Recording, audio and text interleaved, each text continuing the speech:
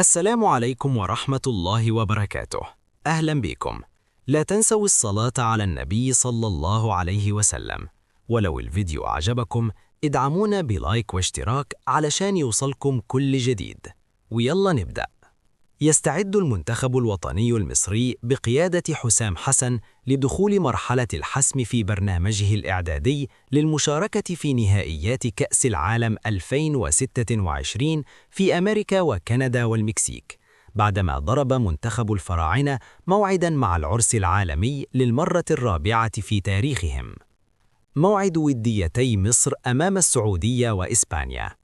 واستقر اتحاد الكرة على خوض 3 تجارب ودية رفيعة المستوى. ستبدأ الرحلة بمواجهة الأخضر السعودي في قطر يوم 26 من مارس المقبل، تليها مباشرة موقعة عالمية أمام المنتخب الإسباني في 30 من الشهر ذاته على الأراضي القطرية أيضاً، وذلك بهدف الاحتكاك بمدارس كروية قوية قبل الانطلاق للمحفل العالمي. وفي إطار سعيه للوصول إلى أعلى درجات الجاهزية الفنية، أتم الاتحاد المصري اتفاقه مع نظيره البرازيلي لإقامة مباراة ودية تاريخية تجمع الفراعنة براقصي السامبا خلال شهر مايو المقبل.